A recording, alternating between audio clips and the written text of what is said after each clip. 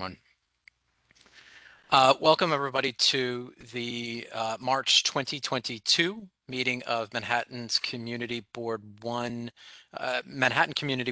Land Use, Zoning, and Economic Development Committee. I'm Patrick Cannell, chair of the committee, joined by our co-chair, Laura Starr, and CB1's dynamic director of Land Use and Zoning, Diana Sweetai.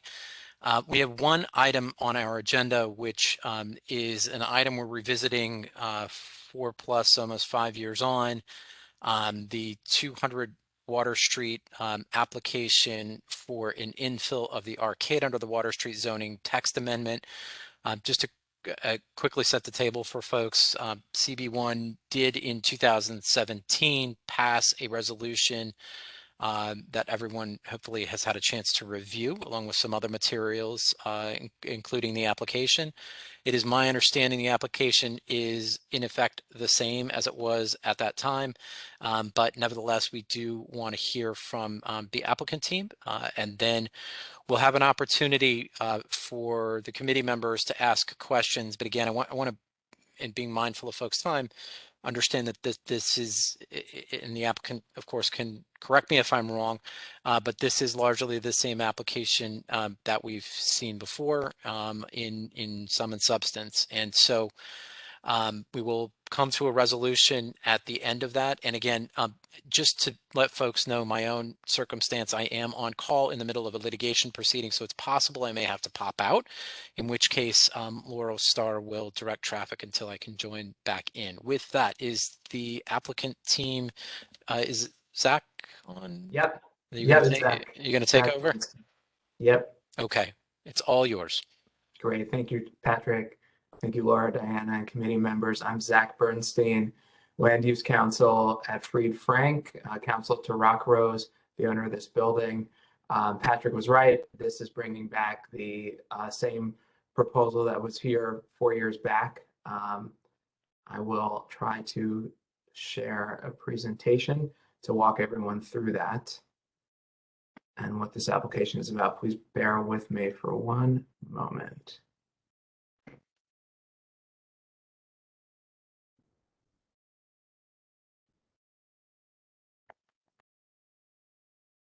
Okay. Patrick, Diana, am I actually sharing? It's a big white screen, but yes, we see it, Zach. It looks like it's loading. There we go. There you go. Gotcha. Okay. Well, bear with me if it's slow from sheet to sheet. This may not be optimized, but most people in the committee are probably familiar with the site on Water Street, bounded by Fulton, John, and Pearl Street. It's most of the block with a couple of out parcels on John Street, and the development has 3 plazas. One it now has the Starbucks on the corner of Water and John. There's a very small plaza segment on the corner of Pearl and John that I believe is vacant right now, and then the primary space is on along Fulton Street between Water and Pearl, and it's comprised both of a plaza space, arcade space. And some years ago, the city put forward a rezoning initiative to allow for the enclosure of arcades along the Water Street corridor, and had a series of requirements for enclosure, including that the entirety of the arcade be enclosed, create essentially a street wall along any adjacent plaza space. If it had 2 stories, it had to be enclosed up to the 2nd story. And then there were requirements that at least 2 establishments be fronting on any public space within the expanded arcade in order to ensure activation. So shortly on the heels of the city's text amendment, this application came in. So I'm just going to walk through. And I fear this may be slower than I would like. Let's see.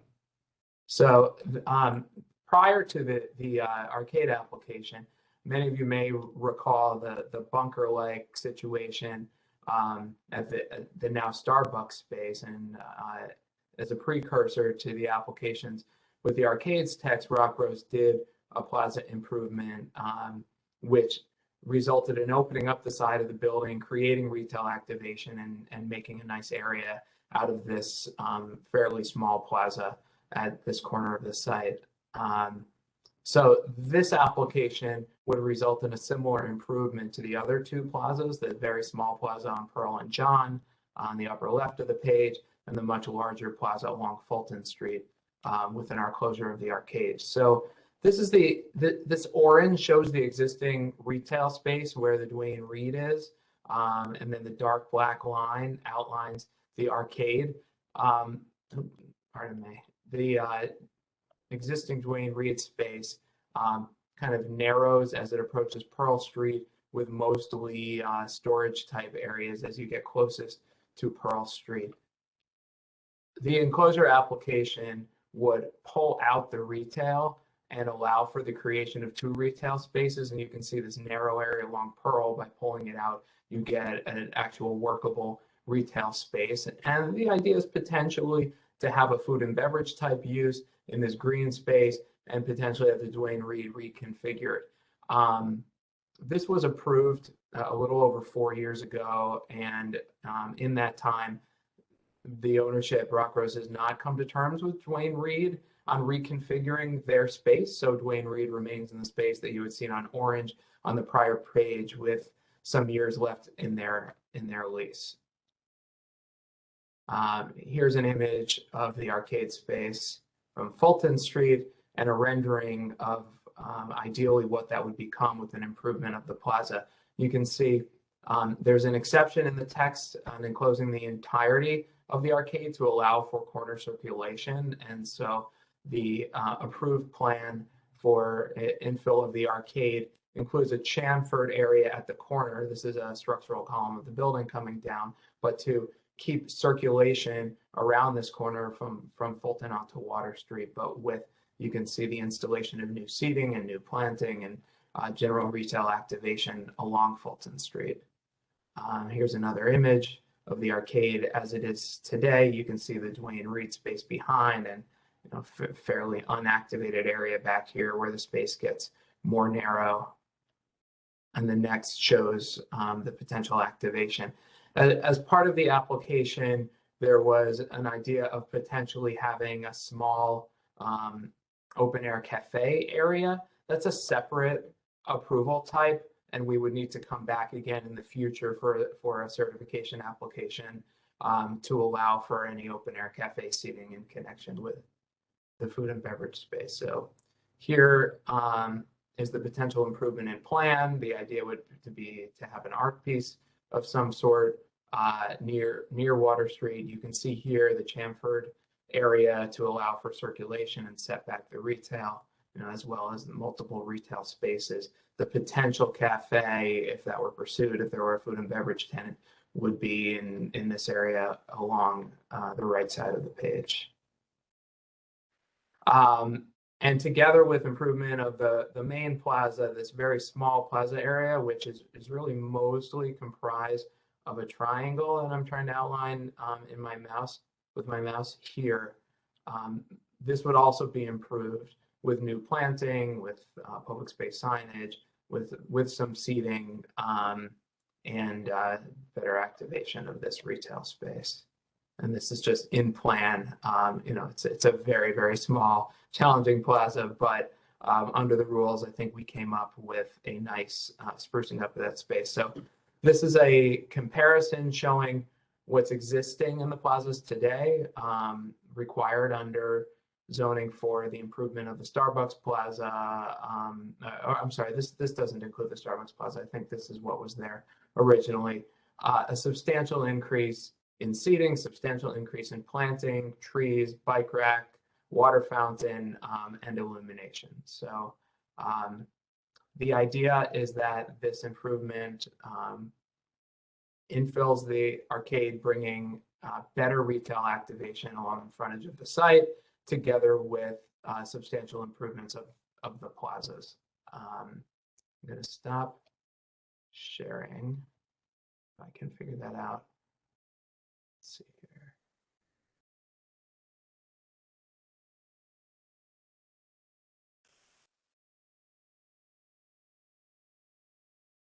So the authorization from the City Planning Commission that allowed for the arcade infill and the plaza improvements is allowed for total is valid for a total of 10 years, but that's broken up into an initial 4-year term and the potential for 2 additional 3-year terms. The finding that the City Planning Commission must make is that the facts upon which the original approval was granted haven't changed. And so that application is into the City Planning Commission now, and it has been referred out to the Community Board for any comment. In our view, the facts have not changed. The general condition of the building and the corridor is similar, and we believe that this project will be a nice improvement to this site. So I'm happy to answer any questions. Thanks, Zach. Before we get to folks with questions, I just want to note that we did, as I mentioned, deal with this in a resolution in 2017 on the application as it was then presented, which Zach has now confirmed is the same application. I know we have a number of members who have joined the community board and joined the committee since then, and I certainly want you to be able to ask what questions you want, but I'm trying to find the balance between more or less, for lack of a better term, relitigating all of the issues given our prior resolution, and making sure that folks feel that they've had their questions answered. So let's see how it goes. And I see we have a committee member with his hand up, but I want to recognize first, as is our tradition here at Community Board 1, our elected official, Councilmember Christopher Marte. Councilmember, if you wish to unmute yourself and ask anything, please do so. I'll give you a couple seconds to do that. If not, we'll move on to the committee members. Thank you, Patrick, for giving me the opportunity, and thank you for coming back to the community board to show us your plans. One of the questions I have is, how long does Dwayne Reed have their lease for at this site? I apologize. I don't know the full lease term. I mean, I believe they had renewals, and Rock Rose was hoping that they could negotiate with them to reapportion their space during the term of this authorization. I can get back to you, council member, with the lease term, but I do not know the lease term right now. And I know until recently that was a city bike station, right, underneath the arcade. Was it moved in conjunction with this plan to move forward, or is that separate? No, so I believe that during the emergency COVID regulations, it was permitted by the city to locate the city bike station there. And with those regulations going away, my understanding is that DOT and city planning removed this themselves. Rock Rose, frankly, was pretty welcoming of it. I think a lot of their tenants of the building and a lot of people in the area were using it, but the city of its own accord had that removed. Okay. That's all the questions I have now, and I'll continue to look at this information to see if it's accurate to what was committed to back 4 years ago. Councilmember, one more thing I'll say is Rock Rose has worked historically with the Downtown Alliance to have art installations put in this plaza, and there was one existing alongside the city bike station at one time, and there's a new art installation coming in before long with the Downtown Alliance on this plaza. I guess my last question is, do you see any foreseeable additional changes to that corner, or is this what's set in stone for what you think would happen there? Yeah, this is the approved plan. And so if Rock Rose is able to get Dwayne Reed to reapportion its space to accommodate this, that is the plan that they would move ahead with. Okay. Thank you, Patrick. Thanks, Councilmember. Colin Mahoney. Patrick Cannell. I wasn't here in 2017, and I'm not that familiar with this application, and I apologize, which is why I started attending committee meetings again. I guess my first question is, I'm gonna ask a couple of questions and I'll let you guys answer. I guess my first question is, and I really hesitate to negatively influence this discussion, but perhaps Patrick can answer why it was rejected in the first place. My second question is, would the the applicant be willing to, this is just my personal thing, consider excluding retail folks in your property to small or local independent businesses? I have to ask. And the third, I just want to make certain that that clock, I'm not sure what it's called, but I know it's a pretty historical artist placement. I just want to be sure that that wouldn't be touched. Thanks.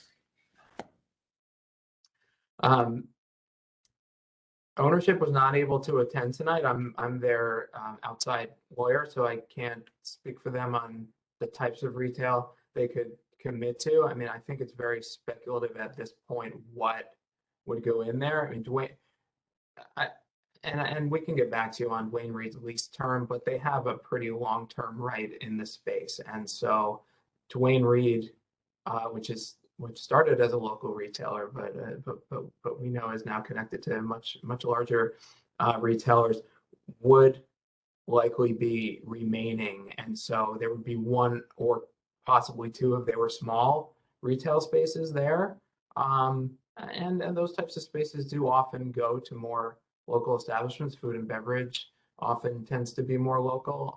So I will certainly. If you could just pass it on to your client, that would be Yeah. great. And we just love the least consideration for small local businesses to have priority. Absolutely.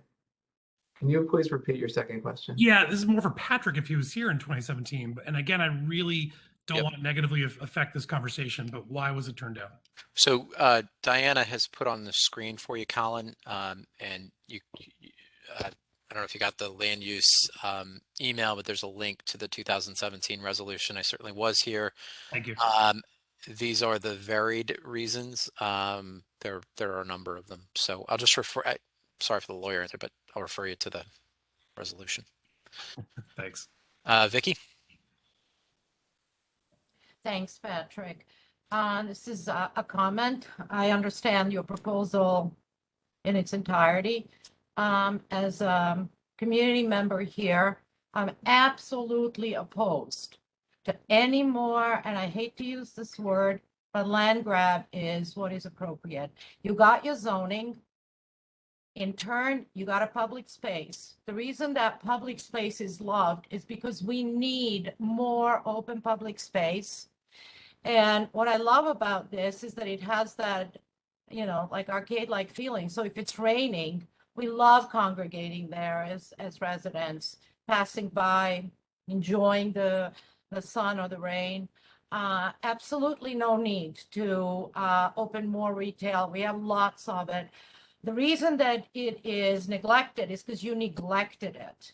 You could do all of this proposal with planting and nice seating and cleaning and maintaining, just as you have proposed here. Just do it on the whole block, and we would be infinitely grateful for this showing public gesture.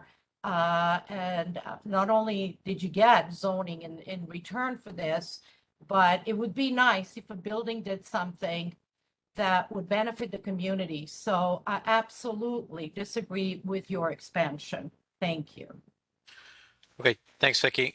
Coming back to the council member, Chris, are you on mute? Vicky actually brings up a really good point, and I agree with her wholeheartedly.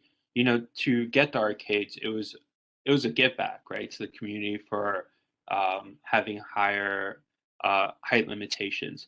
So if as she said, as this current site is dark and really isn't kept up to par or what we expected should, how do we expect this new addition to be kept well as it looks as in the photos that you showed?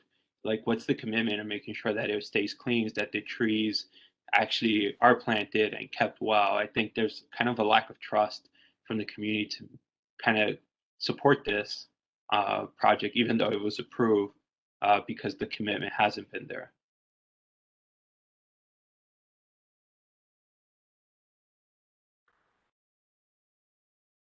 That, Councilmember, that's a question directed at me. The plan consists of approved plans that require the maintenance, and I don't know if there are complaints about the Starbucks Plaza, but we went through the process to improve the Starbucks Plaza and are required to keep that up and do keep that up. It would similarly be required if the improvement were pursued on the other plazas. And council member, I would add as well that perhaps that's also it is certainly a criticism we've heard of the zoning, of the Water Street zoning text amendment as a whole, and maybe that's something you could visit with the city planning commission or Department of City Planning rather about and see if they can offer you additional the community, additional assurances beyond the zoning text that would help commit that, because I think that's an excellent point, sir. Sounds good. We'll work on it. Colin and Vicky, your hands are still up, but I'm going to presume that's from earlier. And seeing no other hands, we have 2 members of the public who have joined us, and some cuckoo named Tammy Meltzer. I'm not sure we want. I'm just kidding. Community Board 1 Chair Tammy Meltzer's joined us. And 3 other hands. Oh, and the other hands have launched up. Okay, Tammy, you like to go last, I know. Laura, then Gerald Last, Forsberg, please. Thank you. then Alice. Laura, Gerald, Alice. Yeah, can you show the design rendering again, the Fulton rendering? Sure. Hold on one moment.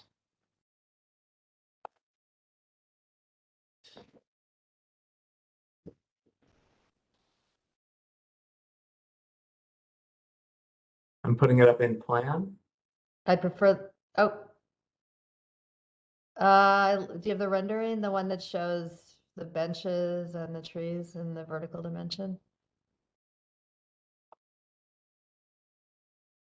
I just wanted to, okay. So my feeling about this is like arcade filling in aside, I think that this landscape, as a landscape architect on the board, I think that this landscape design doesn't relate to its context as the, really resting on the former shoreline of Lower Manhattan in a really important historic location. And I know it's a modern building, but I think my point is it's like the impatiens or whatever the red plants are, they look suburban, and I just feel like this could really pick up a lot more on the nature of the site and be more interesting if you're going to, do something with this piece of paved real estate. I would come up with something that has more horticultural interest and has a more kind of intricate spatial layout so that there's more social seating and it doesn't look so hard. Like those benches look really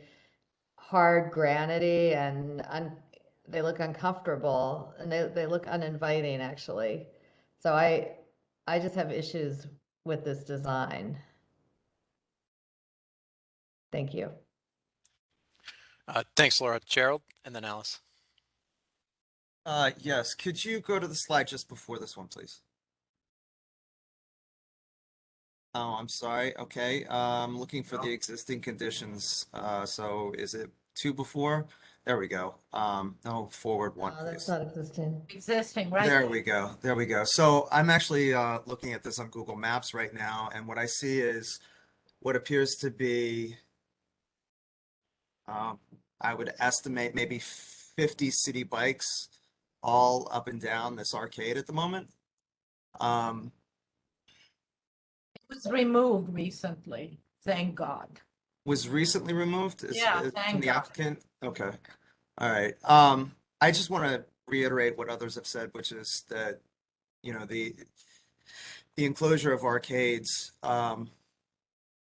there's so much that could be done with this space to improve it as it is.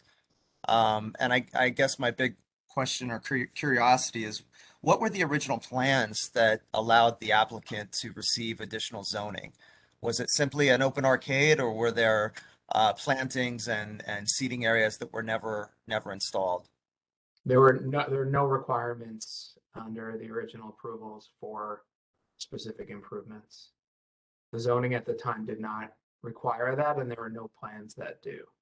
But there used to be really lively seating out there that was, modern and fun and engaging, and there were like fish hanging in that space. I mean, it was really of the building. And I know I started, but talking out of turn. But I mean, I know I brought up picking up the historic. What I didn't mean was like picking up the old buildings. I meant, you know, picking up the context of this as the entrance to the seaport area, and that, you know, those old fish and things were, I don't know, it was really fun. It said, I'm coming into this fish market seaport area.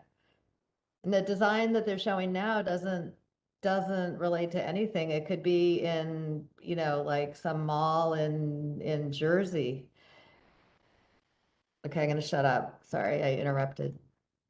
No, I mean, I think this reflects the board generally, and to the question earlier from someone who wasn't on the committee, and this is reflected in the resolution, was not really in agreement with the city's with the city's initiative along the Water Street corridor, which required improvements in accordance generally with their Plaza program, which requires certain types of seeding and certain types of planting and arranged in certain ways. And it's frankly challenging to meet those rules, all of those technical specifications. And the design that you see, the rendering is not 100% true. You know, the rendering shows, you know, very sharp edges on the benches, and the approved plans don't have sharp edges. They're rounded and stuff like that. And there's probably some flexibility around the plantings, but the general approach to the design and the design that you see in plan,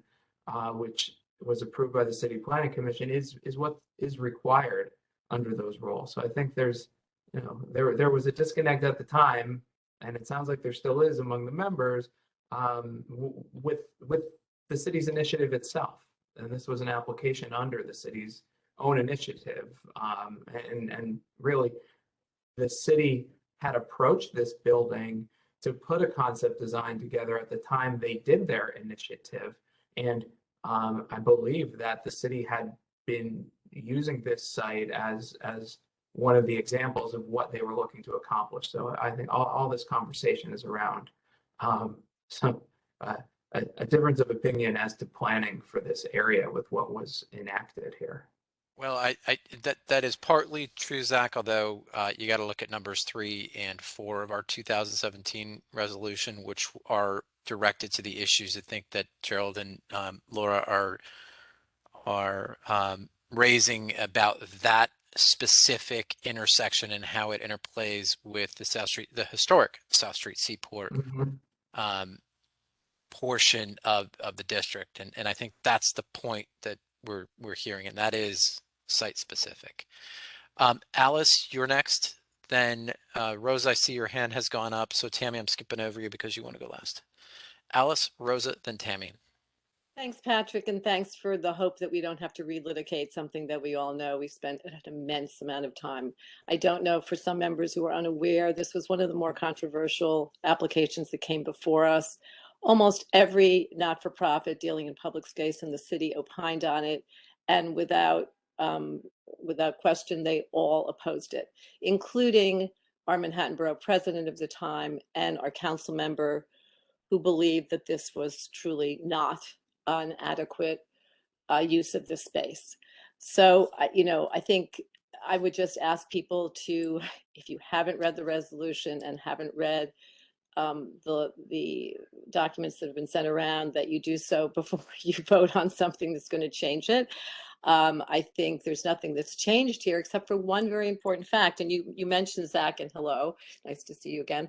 That if the facts have changed, then this may change. And I would argue the facts have changed. In fact, we've gone through 2 years of a pandemic, and it is more than ever critical to have access to as much public space as possible in our community. And this took away half. This is an almost, if you bring up the slide again, Diana, which shows the double height space, the second floor of which will be luxury residential use, and the ground floor where we're giving up 50% for some commercial use. And if I'm not mistaken, I think Dwayne Reed was in there for at least 10, but maybe 20 years. So my question, so that's one statement, is that the post-pandemic city that we find ourselves in and the conditions of Lower Manhattan, which are about to lose even more space with the coming of 250 Water Street, we need to be sure we hold on to what we got. So I think, in fact, there is a reason to rethink this and to rethink that we should, again, of course, oppose it, and even be stronger, and Patrick mentioned, to reconsider the zoning itself. along Water Street and whether or not this is the right use of our zoning in this area. So I asked Zach specifically, what does the community get for all the years? Is there any obligation on the part of the Department of City Planning to give the community anything in the interim years that we've waited for this wonderful exchange of the alleged activation of Water Street? Is there anything that we would be getting in this interim period? So now we're up to 6 years, 4.5 years now, and another 3-year term. So for 9 years, we have nothing there. And what do we get for having had the developer take away the fish, the pond, the terrific art pieces, the several wonderful, colorful chairs? What do we get for that? What is going to be given to us in the interim? Is there any obligation to give us anything? Alice, I'm not sure I understand the question. There's nothing in the plaza now. When we agreed to this, the idea was that in the removal of all the things that were existing in the plaza that allowed one to sit and allowed one to enjoy the space, they're no longer there. So is there anything in the interim between the time that any of this goes through and today that we can have seating or some sort of amenities while we're waiting? I mean, on a temporary basis, I think putting in movable seating would be permitted if that's something the community is asking. We did ask for it. We spoke with Paul Januszewski at the time at Rock Rose, and I think we need to act on that at a minimum for the interim. Anyway, that's a different point, but it's just something that I think it's extraordinary that we're asked to, consider renewal of something that we and the entire community in the city was vehemently against, and then to be offered absolutely nothing in this long period while we wait for something to happen in that space. And as you well know, that's one significant public space coming into the South Street Seaport. So I'm hopeful that at least Rock Rose will make good on something interim, and that this community board will uphold the hard work that was done 4.5 years ago on this resolution. Thanks very much, Patrick. All right, thanks, Alice. Rosa, then Tammy. Thank you so much. So I am new to the community board and to the specific committee since the last time that this went around. So hi, Zachary. Nice to meet you online. So I'm seeing this for the first time, and my thoughts are, number one, I want to thank your client and Downtown Alliance for the artwork that you guys put up in the plaza, because I know that my son and I, as we're going back and forth to the seaport,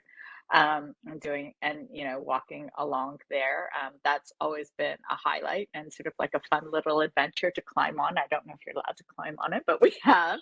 And I would encourage you and the Downtown Alliance to build more of that, because it's actually a really nice celebratory moment in an urban landscape that can be quite commercial and harsh. And yes, and it's nice. And we do have actually a big family population down here that seems to be exploding every year, and that would be welcome. So I wanted to just start with that. Thank you. The second thing is that I agree with what Alice said about this there's a crisis of open space that we're reaching in our neighborhoods right now because of all the resiliency work that's planned to go on around us. And the fact that we're going to be losing so much of our park space, which I know has nothing to do with your client, but it does have to do with us as a city and us as a community. We're planning to lose so much of our open space and our active recreation space. Already started on with the East Side Coastal Resiliency Plan, but working with the Battery and Battery Park, all of that, and then the inevitability that is the FIDI Seaport Resiliency Plan, which should take anywhere from 15 to 20 years, I think. We basically need our open spaces desperately, and we need our open spaces to work a lot harder for us. For the idea of losing any little bit of our open space right now is incredibly concerning to us as a community. So just understand the context of that and our concern about losing open space. To touch on what Vicky said, you guys got something for giving something. And so now it's like you're taking it back, but it's not like you're giving back what you got in the first place. So to me, that just seems like wrong, unfair, and I don't know how you make that up. And maybe your the chart that you showed of the increase in seating, the increase in trees, the increase in lighting, and all of that are what you think you are giving back by renovating that space. But I hate to say it, but I agree with Laura in the sense that the proposals that you showed were really, really disheartening. They were just from an urban experience point of view, they would take off the table any of the larger scale art installations that you've been working on that we mentioned at the beginning, and they I mean, that could be anywhere in, in North America, but not somewhere that anybody put any thought into. So I'm sorry to whoever designed that, but that's just the way it is. So I would encourage you that if you are going to design this space, that you design it better, because the community deserves it. And it would actually be beautifying to your building and to your tenants. And so I think it would have a value for your property owner, regardless of the benefit to the neighborhood. But obviously, the neighborhood would very much appreciate that benefit. And the other thing I would say is sort of piggybacking on what Alice said. There's nothing that stops you from adding trees and seating and lighting and water elements right now. I think our community really needs those elements. And the plaza, without any of the artwork that happens every once in a while, is, I think you can agree, a sort of forlorn and deserted kind of looking space. And you guys paid a lot of, well, not you, but your client paid a lot of money for that building and that property. And it would be really nice if it was something that was celebrated rather than sort of left to slowly decay, which is sort of what it looks like right now. So I'm rooting for you guys to actually like do something really awesome there. I hope that you're able to do that. I don't think that enclosing an arcade is the right way to go, so I will not be voting in favor of that. I do think that beautifying the building and the space and the plaza is the right way to go, and also more art. Thank you. Thanks for your thoughtful comments. There will be a new art activation coming soon, and I appreciate the rest of your comments. Thanks, Rosa. Thanks, Zach. Tammy, you're up. Thanks, Patrick. I think I always like going last because I do like the community to say the variety of the things that from the different perspectives. It does seem like there's a real strong theme going through here. And I really want to support that in any stroke possible, simply because we spent a long time getting to where we were with the Water Street text amendment. There were loopholes we clearly didn't anticipate and see, but I think that we as a community who value open space and public space will have a declining portion of it over the next 8 to 10 years, long anticipated this particular spot to have been done by now. The fact that it's taken so long without real reason, it could have been done before the pandemic. There was no need for it to wait. At first it was about building condos or rental apartments, and then it was about Dwayne Reed. But at the end of the day, there was never any reason that seating and landscaping couldn't have been done. So giving me something now, and I'm not getting 50% of what I'm hoping to get is not enough when everything else at this point is now starting to disappear around. And while that may not be the building owner and developer's concern or issue, it is for us as a community board. So I would encourage and like to ask not only the applicant, but also for the applicant with Downtown Alliance, who was the one to wholeheartedly sell and support the Water Street text amendment, to really understand what we need as a public. Every square inch possible with something that's landscapingly pleasing and contextually appropriate. I understand the building is far more modern than the historic spots across the street. It used to have very modern, whether you like the art or not, it was interesting, it was different, it was full of art and artistic work. So I don't want to accept anything that is less than what's possible. And there is so much more that is possible. So that is my 2 cents. Thanks, Tammy. I see Vicky and Dada now have hands up. Dada, you haven't gone yet, and then Vicky will come back to you.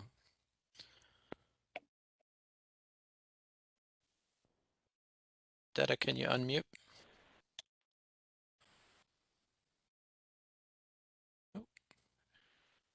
I think Dada hit the wrong button.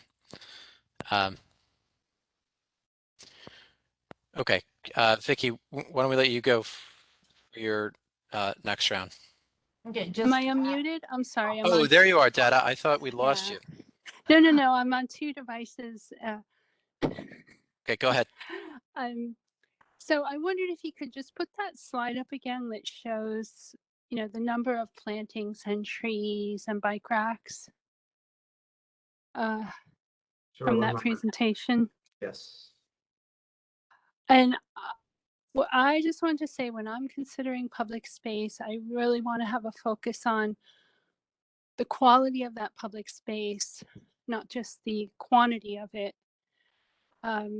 If it's a double height ceiling of an arcade, for me, that's not really public space that I can use or enjoy. So when I see a plan like this, I mean, it really looked fantastic. I've been on CB1 for 3 years.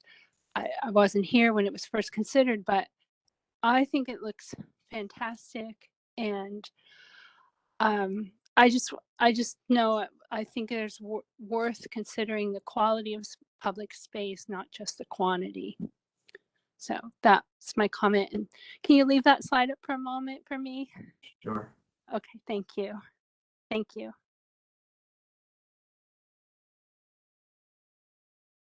Thanks, Dada. Vicky? Just wanted to add that, yes, quality of life, absolutely.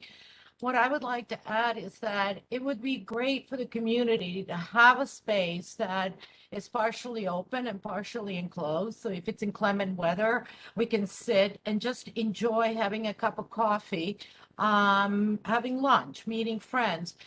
What you're proposing now is having a space where the public would sit there because there's a cafe, and people feel uncomfortable sitting in a space where they might not have purchased something from the commercial establishment. So it is not an exchange of the community feeling. When you put a cafe and then you have seating, it implies that we must purchase something or be a part of that space. And what I'm asking for, along with probably a lot of our fellow residents down here, is for you to do what you propose here, but extend it and expand it into the full space and provide a lovely facade for your building. Your tenants would enjoy sitting there and meeting friends. So it's different when you put a commercial feel to it rather than having just an open space without forcing people. Not everyone can afford in our community to buy and sit there. Thanks. Thank you, Patrick. Okay, thanks, Vicky. Colin, and then I do want to try to wrap this up. We're going close to an hour and we have to debate resolution. That's actually why I raised my hand. I agree with Detta. Look, I'm compelled by this. I live right near there. It's as it is right now, it's a pretty ugly corner. I really would like to see an improvement on it, but at the same time, I really respect, as I always have, Alice's and others, efforts to preserve our public space. So as you people who know this better than I do start putting together a resolution, that's got to be reflected somehow. So if we say no and it's still public space, that still is going to be the same ugly public space that we see now. So I'm asking the people who are going to put the resolution together, what is the solution to get the best of both worlds is my only comment. Thanks. I mean, if that's a question, really, it's a good segue because what I would propose is to first take the temperature of the room, and if it is where I would suspect it is, I think we worked very long and hard on that resolution in 2017, which was a compromise of viewpoints as that application existed then. Nothing has changed in terms of the technical requirements of the application. I understand the feelings about the Water Street zoning text amendment overall. And as Alice pointed out, that was a very controversial, very close vote. I think, in fact, it passed only by 1 in our community board.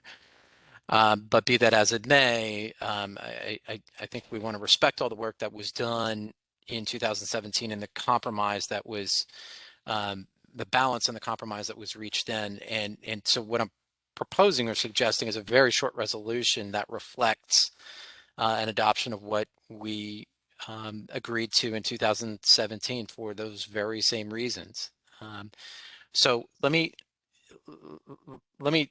ask if there are folks on the committee, and you can do this by a show of hands, who are 100% without conditions in favor of approving this application, which would be a reversal of our prior position.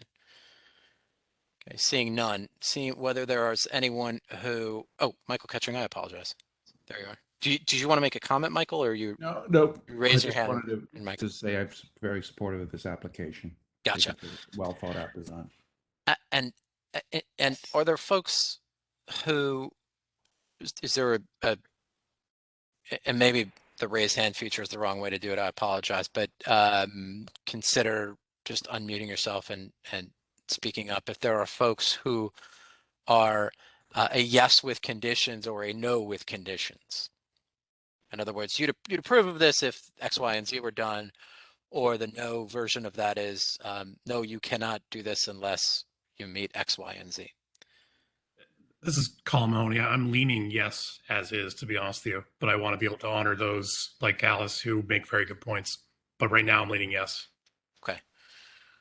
So the rest I'll assume are flat no, which is consistent with the resolution that we authored in 2017.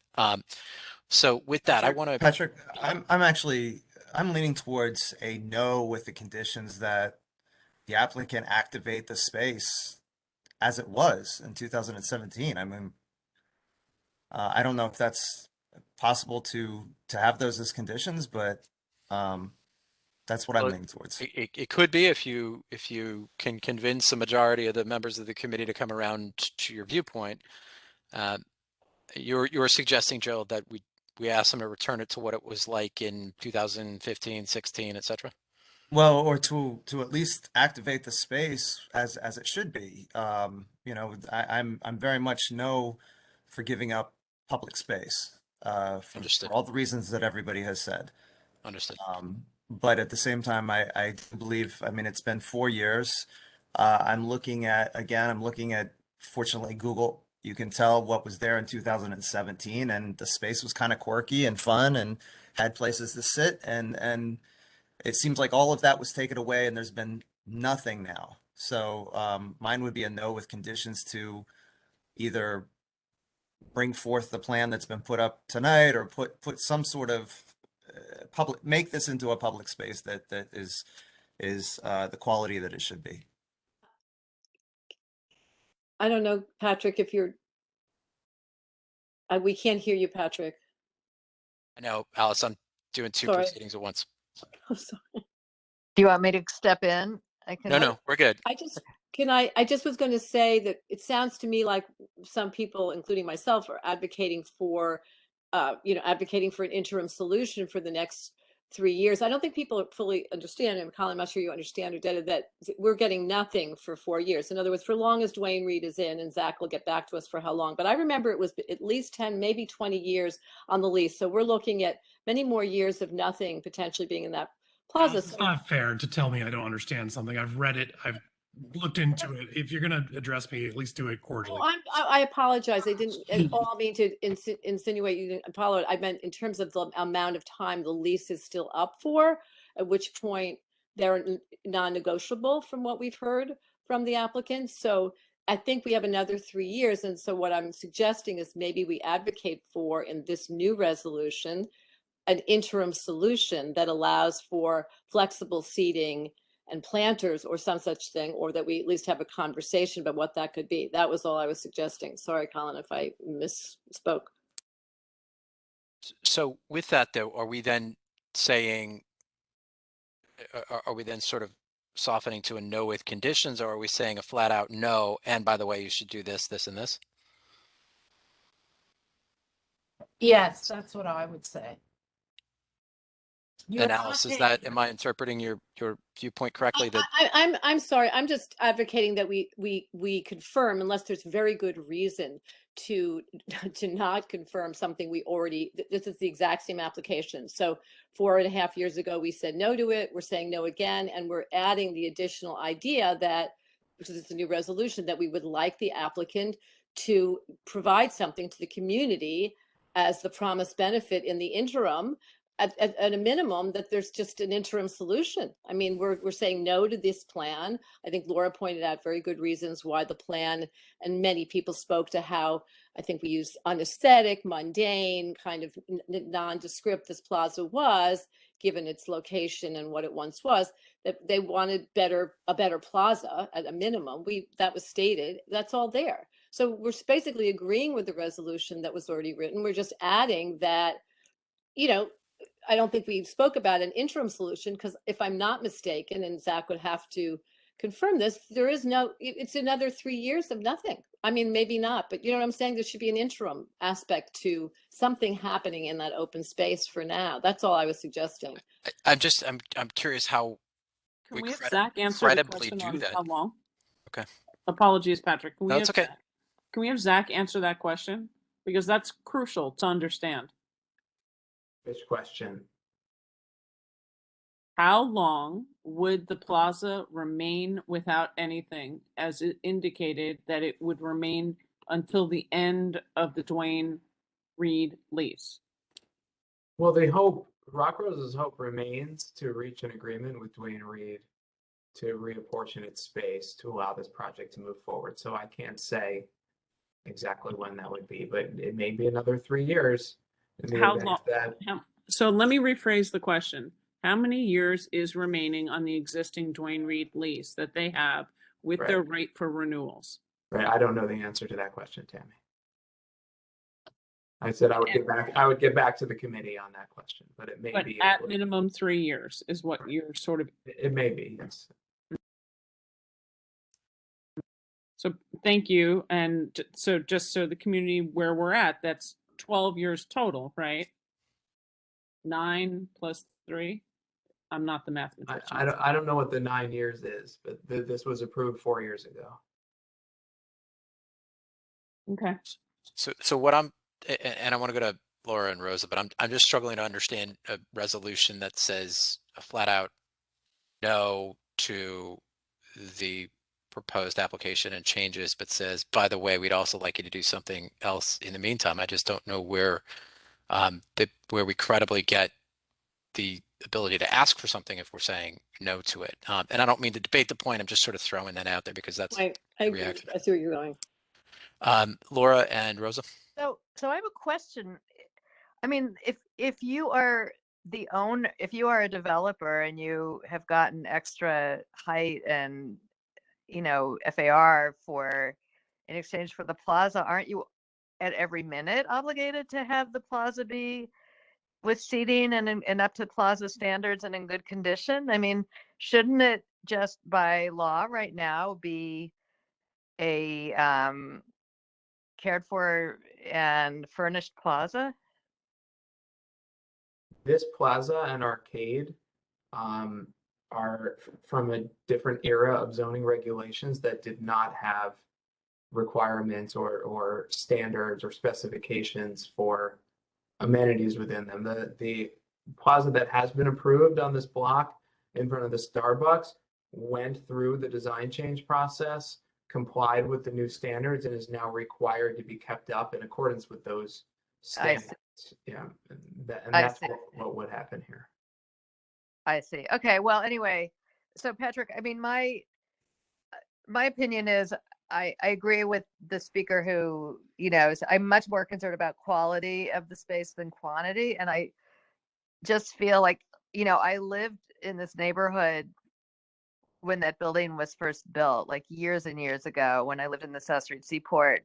And it was like one of these zany, fun, optimistic, dynamic buildings, like I said, with the colorful chairs and that goofy clock and the fish. And, it was really like, this is a dynamic, it really embodied the sort of dynamism of that particular intersection. And I think, I don't know whether we vote for infill or not. I think that design, that space deserves to have a design that's in keeping with some of the original energy of those open spaces that were in that particular location. It's Lower Manhattan. It's like this is on the way to a major, major, major tourist destination. It's New York City. It's like, how can we let a design be there that could just be anywhere in suburbia? It doesn't make sense to me. Gotcha.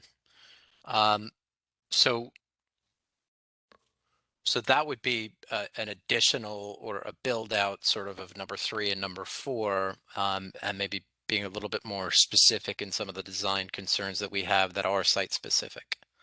Yeah, and I mean, I have to say that I don't view the space that's been enclosed as that super valuable, actually. But I do think that whatever gets designed there is really important. On the other hand, I agree with people who say, well, you could really, with that space that we have, that is our space, do something great with it. I don't see any reason not to, actually. So I guess I'm for sticking with what we have, but making the design better. In other words, sticking with the resolution, but but making a good design in the space that's available. Okay. Now. All right. I hear you, and I think there could be a way to sort of tinker with that portion of sort of making that point known in terms of how how upon further reflection of the design, there are specific components and ideas that the committee does not believe fit with the character of the site and Right. the as a gateway to the historic South Street Seaport. Right. But what the attorney is saying is that basically the developer is not obligated to do anything with unimproved open space because it's grandfathered into this older, so the only way to get a new design there is to probably let them do the infill, right? Because if they don't touch it, they don't have to do anything, right? And that goes back to the chicken and the egg debate from the Water Street zoning text amendment, frankly. Right. Nor are they permitted to do any permanent installations without going through the process and following the rules. I'll just point out, I mean, you've seen there are interim art exhibits being put in, and I'm hearing calls for other types of interim things, but any improvements like are permanently affixed, such as in the Starbucks Plaza, must go through the city planning process, which is a very exacting process. I thought we were told, sorry to jump in here, that in fact, I know we were told because we have emails about it, that you could put flexible seating and just some tables and chairs out during this interim period. That was at least a couple of years ago from Rockrose themselves. So if it's flexible seating and it's the owners who put it out there, I think it's fine to do that. I mean, I don't think there's obviously don't have to go through city planning. So I just note that was stated to this board. at some So point. Alice, are you saying that you're okay with the infill and the design as long as in the interim they put movable tables and No, of chairs? course not. No, it was, it's sort of like hard to, I mean, no, of course not. I think the resolution was well thought out and well written when it was written. I think the points, as I said earlier, are even more needed to be underlined because of a post-pandemic New York and the need for, these spaces to be open and made public. We certainly don't need more retail space, I would argue. So no, I'm just trying to, I guess this is a separate resolution. Perhaps it was just to advocate that the owner of the building do right by the community and just allow a couple of tables and chairs out there that they took away to let people sit. So I don't know exactly. I agree with Patrick. It's a tricky one, or I guess you're running the show here now, to maybe that's just a separate resolution, Laura. I don't know. I don't want to muddy the waters. It was just, it's coming up. A lot of people are saying, well, what do we have now? And I'm seeing another 3 years. So it just seems like, oh, that's too bad. We're going to have all this time without even an ability Got to it. sit. Yeah, That's I see. Okay. Okay, Laura, you good? Yep. All right. Rosa, then Gerald, then Jason Friedman. I was wondering, is it possible to decouple the two issues of one, which is renovation of the plaza, and two, which is the infilling of the arcade? Is there any reason why we could not do that? The zoning text ties them together. Ah, I see. Okay, so then that is the reason. Well, so I was going to say that it is to the owner's benefit to create a welcoming and dynamic environment for their tenants. And so the fact that it is left out there might be a little bit of playing chicken, just, waiting us out to basically see, what they can get. But yeah, I mean, it doesn't make their building any more appealing or marketable with it looking the way that it does. Just throwing that out there. Thank you. Okay, thanks, Rosa. Gerald, then Jason. Yeah, thank you, Rosa. I want to agree with that wholeheartedly. I mean, it is to the owner's benefit that they provide a dynamic space there, and they have the opportunity to do that. I also wanted to come back to this issue of quality versus quantity, and as I understand the original resolution, while I do believe that quality is important, quantity in New York City is also equally important. And this is a takeover of public space at that point. I'm aware of other spaces around the city that have had some sort of public-private, as the POPs is, public-private agreement where they've put cafes in these spaces and whatnot. And so there do appear to be ways to financially activate the spaces for the owner's benefits without sacrificing. I mean, I'm not wholeheartedly supportive of that because I do believe that public spaces are done for a reason, especially POPs. The owner did get something out of this whole thing, but nevertheless, there are ways to do that, and we do need the quantity. As COVID has shown us, 6 foot distance, all the rest of it. I mean, we need outdoor spaces. The more residential and even office spaces that get turned into residential, I mean, the more density you have, the more outdoor space you have, and we can't seem to get enough of it these days. So I'm of the mindset that we need both quality and quantity. Thanks. Okay, thanks, Gerald. Jason. Hi, can you hear me? Yes, we Hello? can. I was here as long as anybody else and to listen to this topic, and this is more of a statement. I can't believe it's so lame that we have to sit here and ask one of the biggest developers in the world to scrape us a little shaving of loveliness on the corner of this block. We have a plaza that it's disgusting. It's the only way to put it. At night, there's homeless people sleeping there. It's just not kept well. And this is just nothing to the balance sheet of this company. yet we have to beg them to not fill it in and also to keep it in a nice fashion, despite the fact that it's not legally having to be that way. So I think that we should scream to the owners or whoever makes the decisions of this company who decided not to show up to any of these meetings and say, guys, no matter what, please make this a nice space. It deserves that.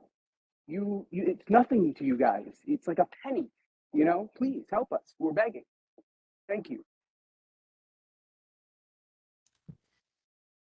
Thanks, Jason. All right, Laura, your hand's still up, but I'm gonna assume that's from earlier as well. So I'm hearing a lot of thoughts on top of the resolution that we passed before, and so I'm wondering where we've landed. Basically, we sounds like we're still a no, with the exception of a couple of votes, and I don't mean to minimize that. A couple of votes who are either in favor or in favor of some portion of the application, but overwhelmingly sounds like we are a no and want to adopt our 2017 resolution. Is that right? Patrick, can I suggest something based on Yeah. the conversation? Based on the conversation, it sounds like a good option may be to adopt a resolution reiterating the initial opposition, specifically noting the changes due to the pandemic and the critical need for open space in consideration of that. Note some of the design comments that came up about the character of the site, its contextual nature, the unhappiness with the current design, and then citing and attaching our very thorough 2017 resolution as the foundation to all of that. And if it is approved, the committee can adopt a resolution urging interim design accommodations from the applicant in coordination with the Downtown Alliance, seating, art, interim measures. That sounds like a very reasonable compromise to me. What I want to avoid is you know, a later issue where folks might disagree with specific wording. So I want to make sure we're on the right path. And is there anything in addition to what Diana has said that we want to make sure specifically that gets worked into that resolution? Okay, sounds like we're getting to a point of consensus. Diana, thank you for that. I think that's a really helpful way to sort of move the ball along. So with it, as Diana has just described, why don't we call the question? So we can do this by acclamation. Jason, your hand is still up. I assume that's from earlier. That's from my rant before, but I'll Okay. take it down. No, not a rant. It's fine. Oh, it kind of sounded ranty when I played it back in my head. But this is BS, man. Honestly, these guys are the biggest developers in the biggest city in the world, and we can't get a triangular corner the way we want it. Blech. I hear you, and I think we'll find an artful way to work that into the additional concerns that have been raised, as Diana's put it. So, with that, we'll do this by acclamation. We'll assume wait a you're a minute, yes. Patrick. Yeah. I'm sorry, Diana, I'm really sorry to make you do this. Could you just repeat what it is we're voting on one more time? Yes, of course. So this would be a resolution restating our opposition, as we did in the 2017 resolution, specifically noting the changes from the pandemic and the critical need for open space in consideration of the pandemic, noting some of the specific design issues that have been mentioned a lot tonight, unhappiness over the bland design. The committee wants to see something that's more contextual in nature, and then citing and attaching the full 2017 resolution, which also is right in line with many of the comments that we heard tonight. Okay, and then there would be a supplementary potential resolution. Yes. And Okay, if the renewal is adopted, then the committee can do another resolution urging the developer in coordination with the Downtown Alliance to implement public realm and improvements and interim measures like seating and the things that were mentioned at that time. And I see Tammy's got her hand up, but I suspect she's going to say something about the whole review of the zoning itself along Water Street as a possibility, as something that we talked about 4.5 years ago, which we may want to be doing. I don't know where that fits in here, but thank you. I get it, and it sounds good to me. So that's why I hope everyone comes to our executive committee meeting later this week, where we look at the demographics and set the groundwork for look at zoning throughout CB1. So thank you, Alice, for that. And then whatever we do, we just need to be careful, because if we are tagging specifically and asking the Downtown Alliance to do something, I want to make sure that we're really clear, because Michael Kettering needs to do what Michael Kettering needs to do as a Downtown Alliance guy. And I don't want to put him in a bad spot. And one thing I want to add, if it's possible, that we mentioned is the obligation, or the sort of the idea that this developer really has done, that we've gotten nothing for 4.5 years, and that there is a requirement with these developers that these spaces are maintained and are really, usable to the public. And was removed were all the chairs and all of the artwork that was there, and nothing was replaced in all this time. And I would like some sort of update of what in fact transpired over the last 4.5 years, if that's okay. Yeah, I can put that in. Yeah, and noting as an update in what's changed from our initial resolution to this one, noting that the components of the plaza that people liked have been removed, and that it's been empty and forlorn, I think it has been described as. We can include that, Alice. Okay. Pat Moore and Michael Kettering have their hands up. Can I ask that you unmute? I just wanted to say, I thought that someone had also mentioned the design historical in nature. You said contextual, but I think you wanted to be also historical, because there was great furniture there before, and it was a fun spot. I never understood why they took the furniture away, but okay. I think you want to add that, don't you? That it's just that the design be historical in nature. We'll wordsmith it that it reflects the history, Right. because I think that goes hand in hand with the context. Thanks. You're welcome. Michael? Yeah, I just wanted to clarify. I mean, I can't tell you what to put in a resolution, but the Downtown Alliance doesn't really have any formal role in this application. And yes, we have done temporary artworks in different locations, but we don't have an ongoing commitment to this location in terms of any kind of temporary improvements. You'd have to look to the developer for that.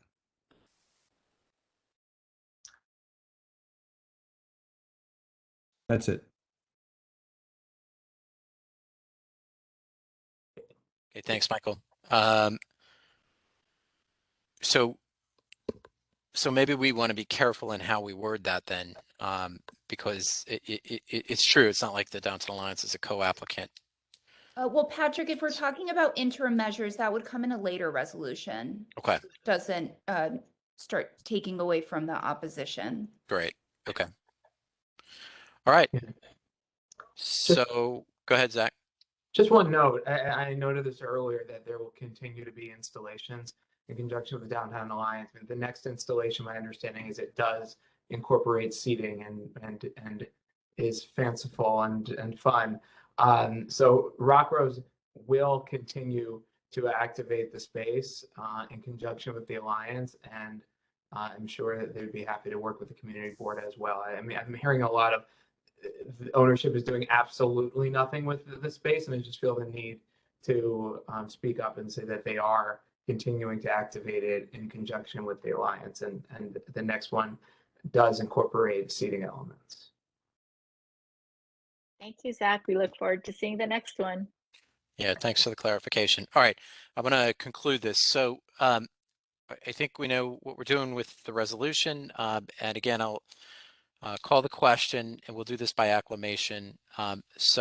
Unless you, well, let me ask this way, you will be presumed to be a yes unless you tell me right now that you are a no on the resolution as Diana has described it. I am a no, Patrick. Michael Kettering's a no. Thank you, Michael. Are there any recusals or abstentions? Hearing none, the measure passes, and we'll see you all at the full board. That's all we have for tonight. Thanks, everyone. Thanks a Thank you, lot. guys. Thank you, everybody. Thank you. Bye. Good night. Thank you, everyone, for the thoughtful comments. Have a good night.